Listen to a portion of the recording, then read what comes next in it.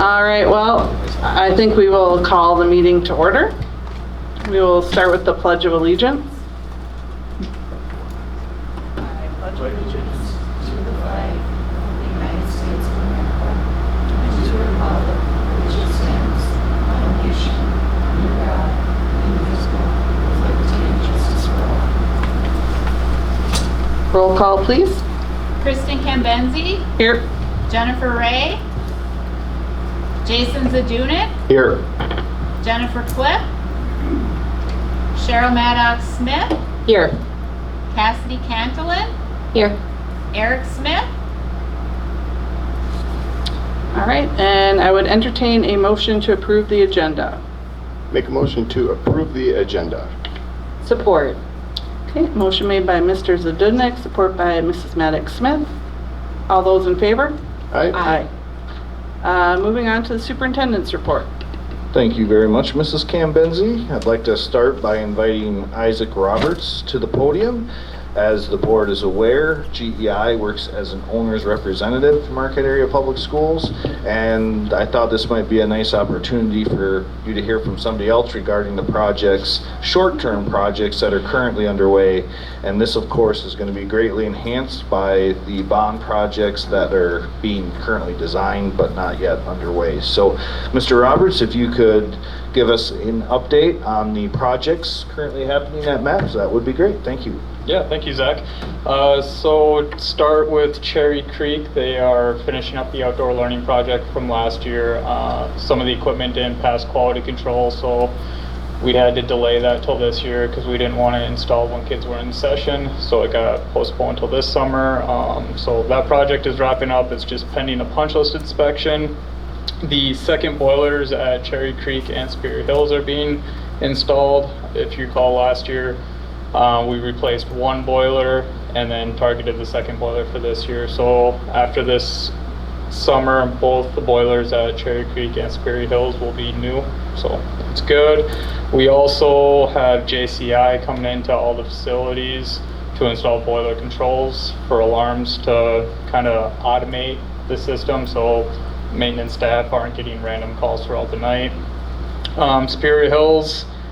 Oh, also at Cherry Creek, we also have a pole barn, pole building out on the BX for additional storage. They have like 3 or 4 sheds that are really old that are starting to leak. So I'm going to put in a 24 by 24 pole building with a concrete slab. Superior Hills, the parent group is actively installing new playground out there. They're about 75% complete. And then also the second boiler and controls are going on at Superior Hills. Grave Red, they just finished up the lead risk assessment that was done last year. There was some areas that needed to get cleaned and painted. So that was finished last week. Trimedia gave clearance, so that project is all complete. Grave Red, there's also a potential project for the roof. The roof has currently delaminated from its structure, so that is going to be a high priority to get replaced. Bothwell, the elevators is getting mechanically updated this summer and then modernized next summer. Marquette Senior High School, the elevators are getting mechanically upgraded this summer and then modernized next summer. The athletic complex, there was a water leak last year which prevented them from using the hydrant by the football field. So that just got completed. Concrete was poured on Friday, so access to that will be in a day or two once the concrete is hardened and all that stuff.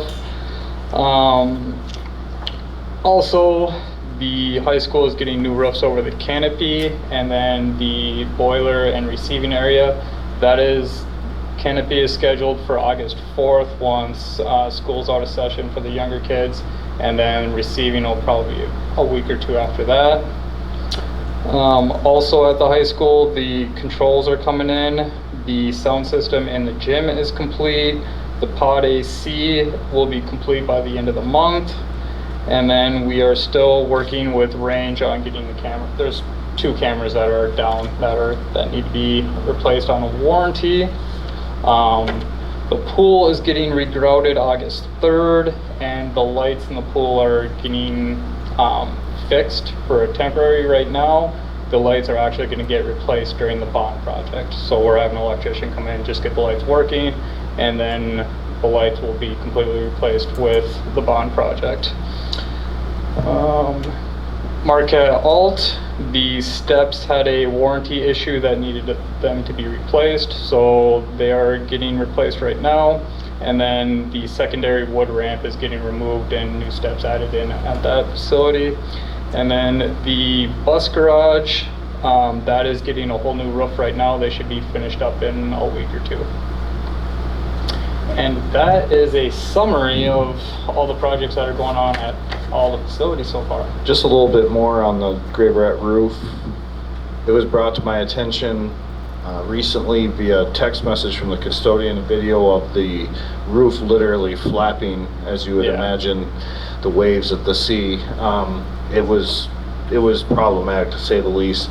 I went ahead, we have Bell on site already doing the roof at the bus garage. Since Bell is on site, we asked them to expedite Gray-Barrett, and they're probably gonna still be late into the summer, into the school year, working on that project. But part of that expediting is gonna be asking the board to consider a resolution under your action items to basically authorize us to move forward without going through the normal bidding requirement. We have policy that allows that in emergency situations, and considering the condition of the roof, it is in no way, shape, or form ready for any kind of rain, any kind of weather event.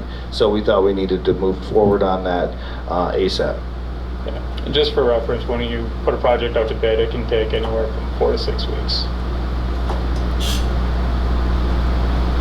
Any questions for Mr. Roberts? All the projects that you had talked about, just to clarify, I'm assuming are utilizing sinking fund and general fund? And Correct. There's Yes. no bond funds that dollars. are... No bond dollars. Bond projects won't really get underway till next summer. Correct. They're Yeah, we're designing now. Yeah. They are working on, we're in the design phase right now. Construction phase will be 27, and then throughout, we'll be designing and construction at the same time. So just quickly, so if Bell is going to expedite the bus garage, how long do you expect it'll take till they're at Gray-Barrett? It could be August, September by the time they get there. Okay, so about the time it would take to put it out to bid. And then, yes, so if we took it out to bid, we got about 4 to 6 weeks, and then they would have to order materials. So from them to be on site, it would be another like 4 weeks after bidding. So the whole process could take a couple months. Gray-Barrett is not the easiest building to manage either when you're Right. talking about a Yes. roof project, It is. considering the number of stories. So there's going to be some logistics there that could be, we're going to have to resolve once we're ready to start. Yeah. I'm wondering if Bell would be able to send somebody over to order what they think they'll need now, like in expediting, is Yeah. that part of what they would be doing? That's part of the process, yeah. Okay, thank you. I guess that was, I poorly worded my question. Okay, looks like that's all the questions we have for now. Thank you again, Mr. Roberts, for coming. Thank you. Thank you. Next up, I want to talk a little bit more about strategic planning. And at our last board meeting, you heard from our student achievement coordinator, Kathleen Stiles. I asked her to join us again this evening. If you could step up to the mic just so they can hear you, were they to have questions for you to answer. And to introduce, so we talked about student achievement and alluded to the strategic planning session that we did hold on June 18th. We had a great group, about 50 people that showed up for a 6-hour session, great conversation, collaboration, and based on that conversation, we did draft some strategies, one overarching goal and some strategies to map out the next strategic plan for 2026 and 2030, from 2026 to 2031. And I thought that perhaps since some of you weren't able to be at that session, I could have our facilitator from June 18th actually give you a synopsis of how we got to this point with the current plan. So I apologize in advance. We don't have the best sound because it comes through the projector. I think it's going to be okay, but this is Daniel Kanowitz from the University of Minnesota Carey team, Center for Applied Research and Educational Improvement. Correct? Okay. And they have been our partners throughout this process of implementing MTSS, starting with the audit that happened in 2021, right when we were kind of onboarding, Kathleen and I, and then most recently in round 2 of another audit, just to kind of get check where we're at, an update on where we were, our progress towards implementing MTSS, and also mapping out a plan for the future. So again, Daniel Kanowitz from the University of Minnesota going to introduce the draft strategic plan for the board's review, and I'll let him take it from here.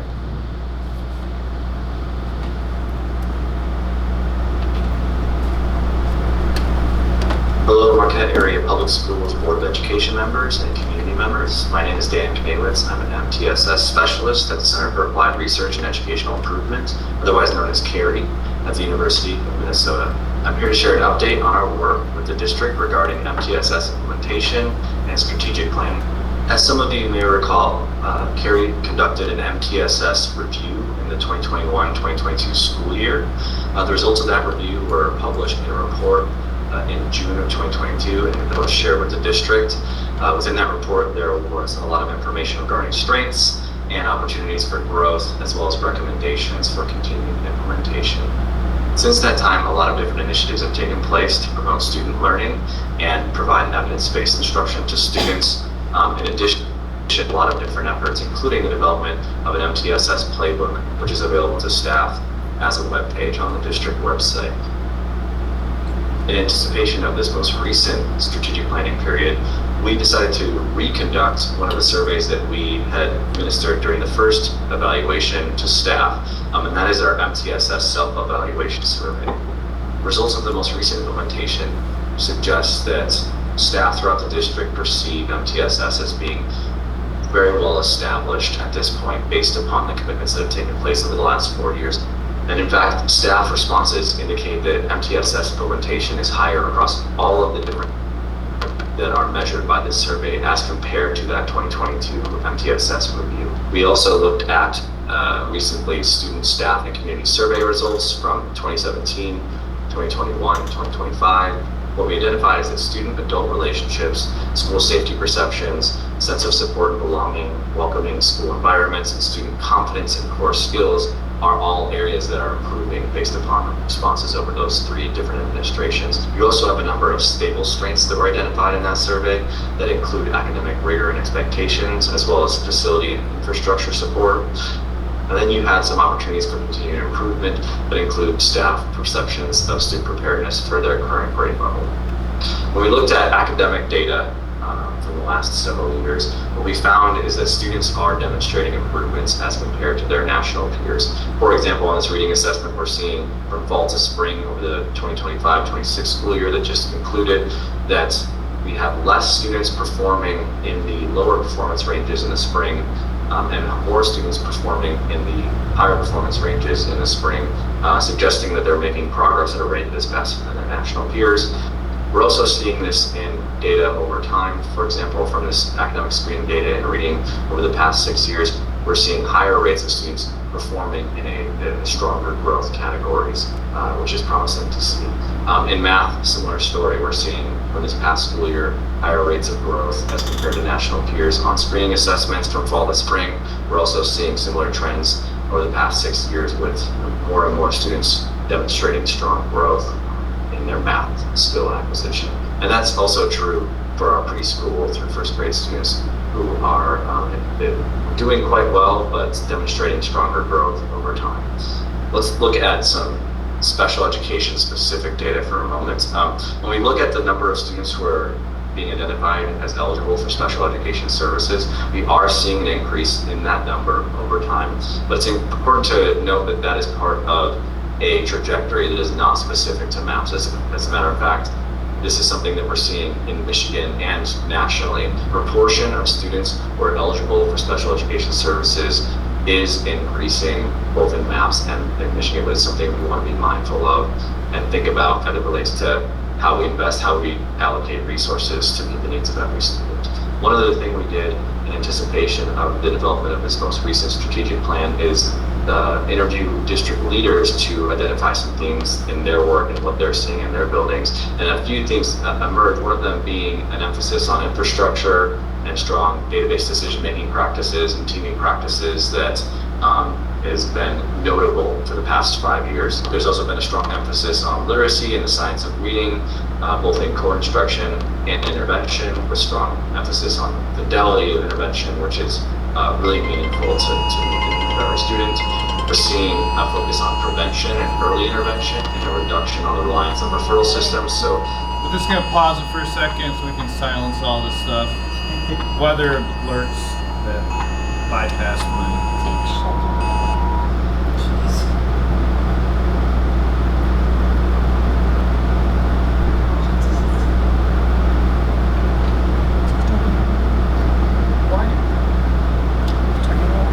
Yeah, so take shelter now. Well, I'm just gonna put it out there, everybody do whatever you feel is best for your own safety. I feel comfortable, we're in a very secure building that's made of brick, and I would say maybe stay away from the windows. I'm just gonna text my kids.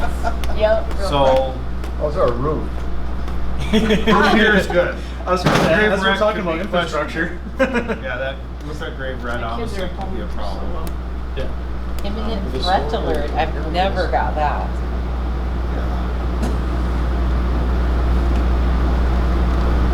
Again, if you guys feel comfortable, I'm gonna proceed. Okay, sorry about the disruption.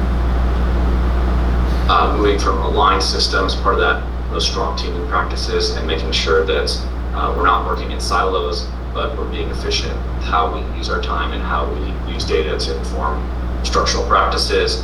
And then improvements to social emotional learning and behavioral supports, but also identifying this as a continued area of need, especially as it relates to some intensive behaviors, as well as attendance and engagement in instruction. So the takeaways from those district conversations were really that behavior and engagement piece being a focus. We want to look at MTSS implementation at the high school level with a little bit more of an intense focus. We want to talk about special education programming and how we can make sure that that is resulting in strong academic experiences and outcomes for students who are eligible for services, and then sustaining systems as well as professional learning for staff to ensure that they have the information that they need to effectively meet the needs of their students. So what are some priorities for continued growth? Well, for this current strategic plan, there's 4 primary focus areas. Those are academic achievement, social, emotional, behavioral functioning, infrastructure, and then engagement with educational partners. What we asked our strategic planning committee in June was to identify some goals and then some actions and objectives that would allow the district to effectively meet those goals and measure progress towards those goals over time. So we want to be intentional about having a strong plan that we can measure throughout each school year to determine, are we having success? And if so, great. And if not, how can we have meaningful conversations and allocate resources effectively to meet the goals that we've mapped out for the district. So we came away with a primary goal, an overarching goal, and what you'll see there in bold is multi-tiered system of support. So MTSS is a foundational framework for meeting the needs of every student, but the goal ultimately is around that first line to maximize educational experiences and outcomes for every student and family that is served by Marquette area public schools. With that in mind, the strategic planning committees identified 6 different strategic pillars and action strategies corresponding with these different pillars. I was thrilled to have the opportunity to visit Marquette in June and to work with your strategic planning committee as well as your district leaders to develop a strategic plan that will take us through 2031 with a focus on continuous improvement. Thank you so much for your time. Please feel free to reach out with any questions. So I'll turn the mic over to Kathleen here shortly, but again, heavy emphasis on data, heavy emphasis on collaboration, and continuing to use MTSS as the primary framework for continuous improvement. And very much appreciate the board's support as always as we embark on the next 5 years. It's been quite a journey the last 5 since I've taken over. Made a lot of progress, but there's still room for improvement, of course. Ms. Stiles, would you like to add anything before we provide an opportunity for questions? Yeah, I'll just say that this was a really thoughtful way to go about strategic planning. I've been on a few strategic planning waves, and it's usually a very small group of people in a room making decisions for the whole district. This was a group of 50 people. We looked at data, just survey data and academic data to come up with areas of need, places where we can grow. And so I felt really good after that 6-hour session. We had a lot of great feedback from the community and people within our buildings. So this feels like a good place moving forward for the next 5 years. In your packets is a memorandum that has more detail on the overarching goal and the pillars and strategies that Dan alluded to. You can find those again in your packet, and these I'm presenting to the board for consideration, not necessarily the strategic plan in its finalized form, but certainly the foundation for a new strategic plan. Questions? This is great information, thank you. A couple questions. So one, it looks like for the strategic plan that would have a pretty heavy emphasis on MTSS for the next 5 years. Of course, we can't fortune tell budget considerations for 5 years. Do we have any concern regarding looking at budget items to ensure that we're able to incorporate this program forward? I can share a little bit about, so our work with the CARI team and the organization of strategic planning and moving forward with implementation, I pay for out of Title II grant funds. So they're fully funded out of Title II each year. So that cost is covered through grant. As far as costs going forward, I think Zach, Jim may be able to speak to what they put in the budget for MTSS, but I always cover that learning piece in Title II. One of the key components is our instructional coaches. We've seen an increase in our 31A at-risk grant funding from the state, which has allowed us to cover the cost of our instructional coaches under that particular grant. So that's kind of been somewhat of a blessing to the district. We had allocated money for MTSS implementation prior to the increase in our 31A funding. So while we have dipped into our 31A set aside, or I'm sorry, our MTSS set aside, we haven't dipped into it as much as we thought we would at this point because we're able to leverage additional grant funding. Is that kind of the strategy? Thank you. Is that kind of the strategy moving forward? Is that something that you anticipate would be able to continue being able to resource those, or is there? I know it's hard to forecast out, but it is hard to forecast that out. As you know, we're kind of at the whim of the state from year to year. Currently, looking at next year's budget for the state, 31A is still in place. Although it looks like they're merging it with a different grant, so I'm not sure what it's going to look like when we see that first state aid payment come down the line. But I haven't seen any indication yet where the state is discussing pulling back on at-risk funding. So at least in the foreseeable future, I anticipate we're going to cover the cost of our instruction, which is under that particular grant funding. And I would just add that MTSS is embedded in recent legislation related to dyslexia.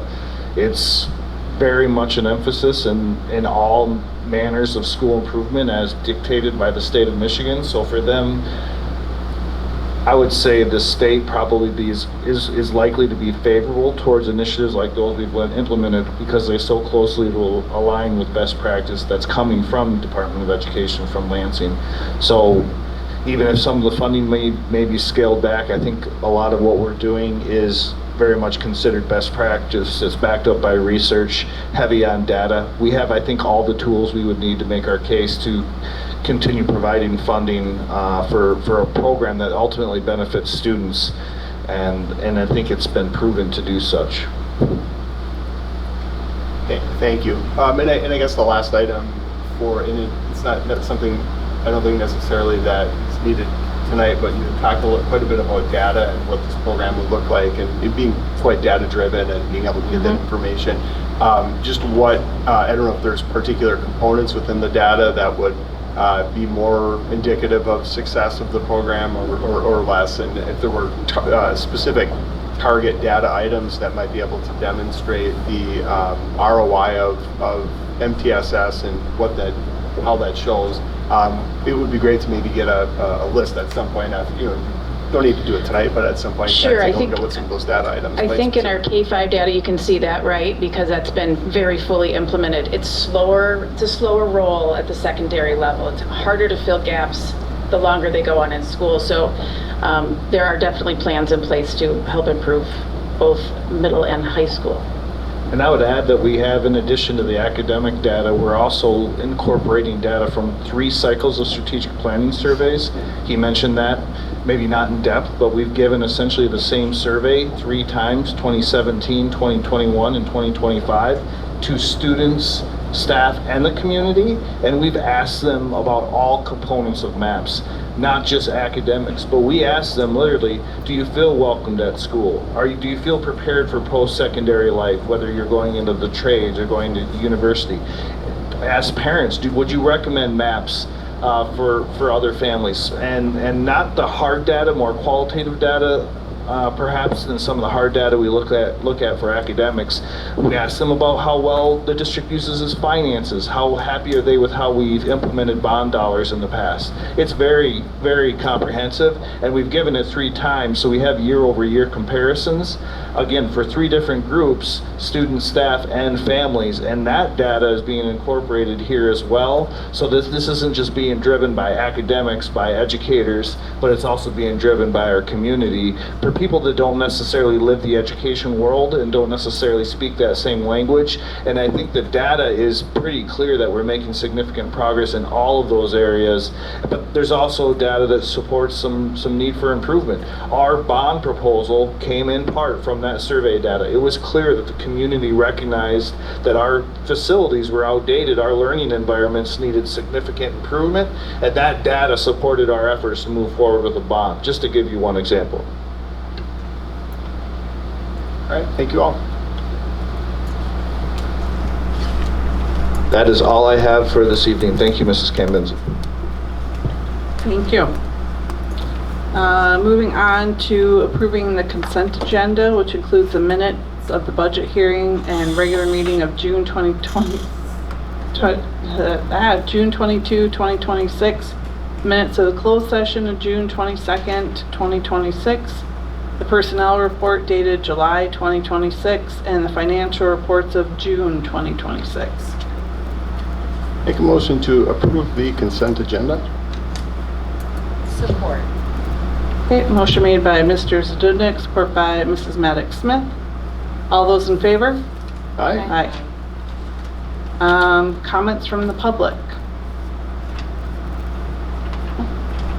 All right, moving on to new business. Consider approval of emergency resolution for Graver Elementary School roof repairs and waiver of the bidding requirements. So that is in your packet. So I would entertain a motion to approve the emergency resolution for Graver Elementary School roof repairs and waiver of building requirements. I would make a motion to consider approval of the emergency resolution at Graveret Elementary School for the roof repairs and a waiver of the competitive bidding requirement. Support. Okay, motion made by Mr. Zadunik, support by Mrs. Cantillon. Any comments or questions? I guess the only comment, when obviously we're looking at an emergency situation, is there some work that we're going to be doing to make sure that hopefully things like this, maybe a process that are going to be reviewed, we don't move into these too often? Yeah, you know, the roof, the Gray Rat roof was part of an analysis done by Carlisle. Yeah, Mr. Roberts, feel free to jump back up. We actually did a full district-wide assessment of our roofs. Gray Rat was on our list, just not for this year. So we had done that planning, and it just kind of a freak. Scheduled for next year. So it's at the end of its life cycle. We recognize that we had planned for it for 2027 construction. It just failed early.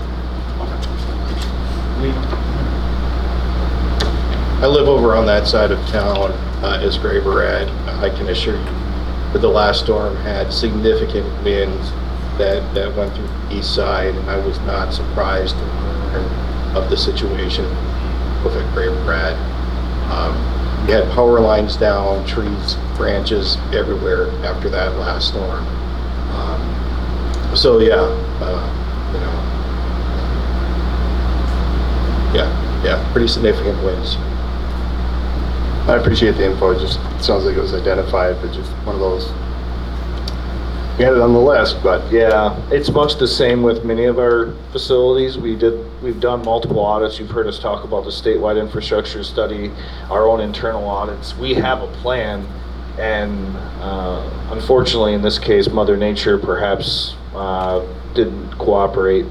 So I don't think it's going to be for lack of planning, but we certainly take this as an opportunity to reassess how well we did devise those plans. There was a call to the rep. I'm sure there's a call to Carlisle wondering, hey, wait, listen, what happened here? So those kinds of questions do get asked when these things happen.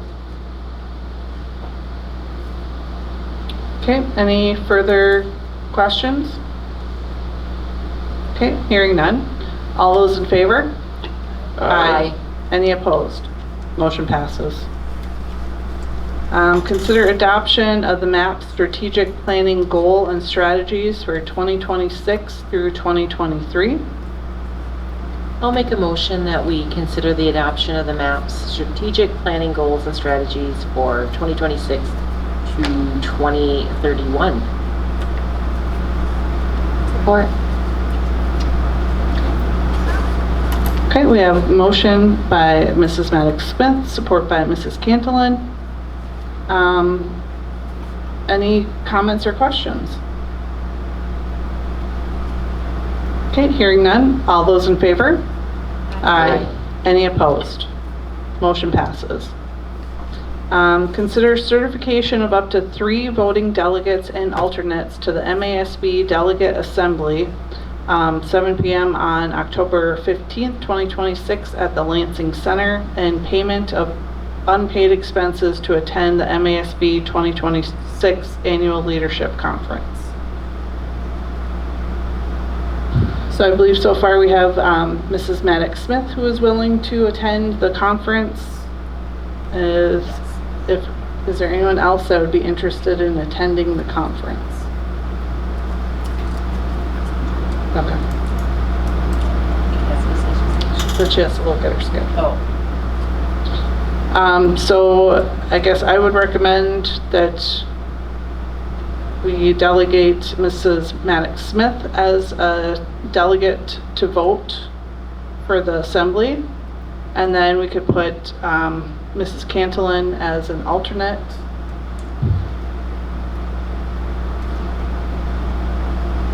I agree, yeah. Kristen, can you vote because you're on the ASB? I think so. Okay. Because we're not, well, I would assume I could vote for this. I think. Yeah, because it's just. Oh, that's interesting. Okay. Yeah, because we're just voting for people to vote for the thing. And then where for this, we'd be using for you to go, we'd be using district funds. What I meant was at the conference, you can be a voting delegate or no. So when we're at conference. I could, but I'm going to be attending, most likely with Marisa. Okay, that's what I figured. Yeah. So for voting delegates for our board, it would be me and Cassidy if she's able to come. Correct. Okay.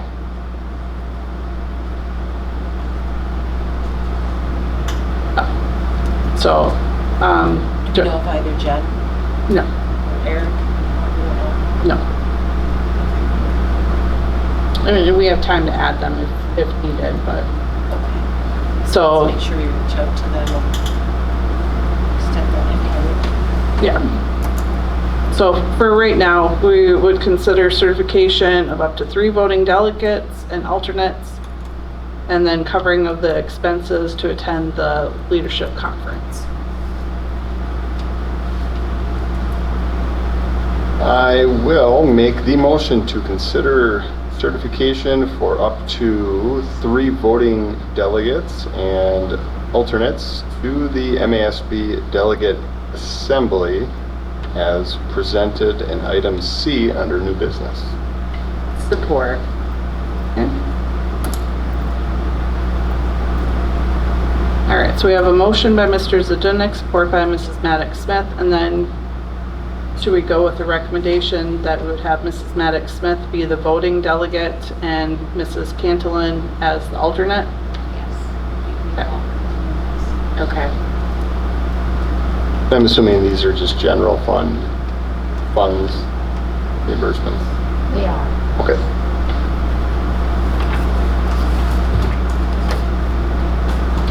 Yep. Any other comments or questions? All those in favor? Aye. Aye. Any opposed? Motion passes. All right, moving on to board member comments. Mrs. Cantillon? No additional comment.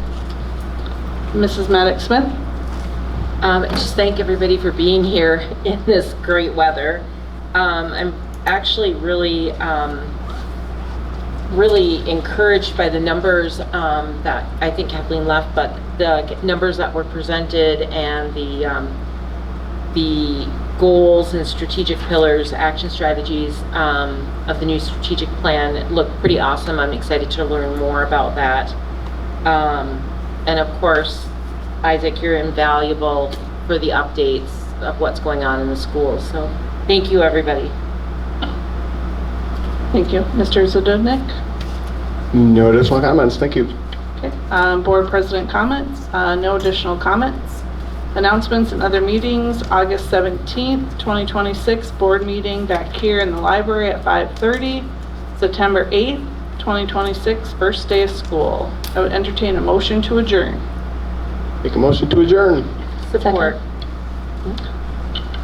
All right, motion made by Mr. Zdunek, support by Mrs. Cantillon. All those in favor? Aye. Aye. Thank you.